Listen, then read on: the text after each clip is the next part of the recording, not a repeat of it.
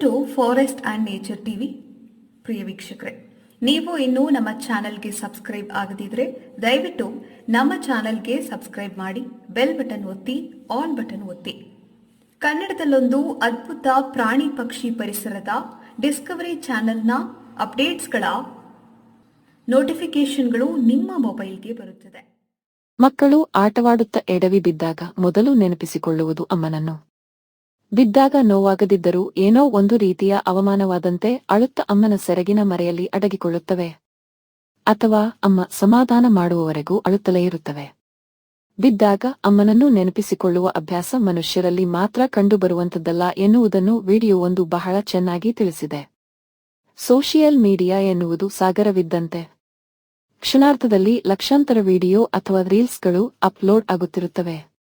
ಆದರೆ ಕೆಲವು ಮಾತ್ರ ಎಲ್ಲರ ಗಮನ ಸೆಳೆಯುತ್ತವೆ. ವೈರಲ್ ಆಗಿ ಇಡೀ ವಿಶ್ವದ ನೋಡುಗರ ಮನಗೆಲ್ಲುತ್ತವೆ. ಅಂಥದ್ದೇ ವಿಡಿಯೋ ಈಗ ಪ್ರಾಣಿಪ್ರಿಯರ ಮನಸ್ಸನ್ನು ಸೂರೆಗೊಂಡಿದೆ.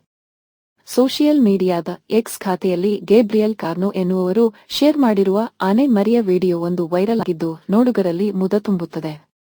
ನಿಯಂತ್ರಣಕ್ಕೆ ಸಿಗದ ದೇಹ. ವಿಡಿಯೋದಲ್ಲಿ ಮೈದಾನವೊಂದರಲ್ಲಿ ನಿಂತಿರುವ ಆನೆ ಹಾಗೂ ಆನೆಯ ಮರಿ ಖುಷಿಯಾಗಿ ವಿಹರಿಸುತ್ತಿವೆ. ಆನೆಯ ಮರಿ ತನ್ನ ಸುತ್ತ ಇರುವ ಹಕ್ಕಿಗಳನ್ನು ಹಾರಿಸುತ್ತಾ ಮುಗ್ಧವಾಗಿ ಆಟವಾಡುತ್ತಿದೆ. ಒಂದೆರಡು ಸುತ್ತು ಅವುಗಳ ಹಿಂದೆ ಓಡುತ್ತದೆ. ಆದರೆ ಅದಕ್ಕೆ ತನ್ನ ದೇಹದ ಆಕಾರದ ಬಗ್ಗೆ ಅಂದಾಜು ಇದ್ದಂತಿಲ್ಲ. ಹಗುರವಾಗಿ ಓಡುವಂತೆ ಕಂಡರೂ ಆನೆ ಮರಿಯ ದೇಹ ಓಡುವ ಸಮಯದಲ್ಲಿ ನಿಯಂತ್ರಣಕ್ಕೆ ಸಿಗುವುದಿಲ್ಲ. ಖುಷಿಯಾಗಿ ಹಕ್ಕಿಯ ಮರಿಗಳೊಂದಿಗೆ ಆಟವಾಡುತ್ತಿರುವ ಪುಟ್ಟ ಆನೆಯ ಮರಿ ಇದ್ದಕ್ಕಿದ್ದ ಹಾಗೆ ಬಿದ್ದು ಬಿಡುತ್ತದೆ. ಪುಟುಕ್ಕೆಂದು ಬಿದ್ದು ಹೋಗುವ ಆನೆಯ ಮರಿಯನ್ನು ಕಂಡು ನೋಡುಗರು ಅಯ್ಯೋ ಪಾಪ ಎಂದುಕೊಳ್ಳುವಷ್ಟರಲ್ಲಿಯೇ ಅದು ಹಾಗೆಯೇ ಎದ್ದು ಸೀದಾ ಅಮ್ಮನ ಬಳಿಗೆ ಓಡುತ್ತದೆ. ಸಖತ್ತಾಗಿ ಖುಷಿ ಕೊಡುವ ವಿಡಿಯೋಕ್ಕೆ ಕ್ಯಾಪ್ಷನ್ ಕೂಡ ಇದೆಯಾಗಿದೆ. ಈ ಕ್ಯೂಟ್ ಆನೆಯ ಮರಿ ನಿಮ್ಮಲ್ಲಿ ನಗು ಮೂಡಿಸುತ್ತದೆ ಎನ್ನುವ ಕ್ಯಾಪ್ಷನ್ ಸತ್ಯವಾಗುತ್ತದೆ. ಮಕ್ಕಳು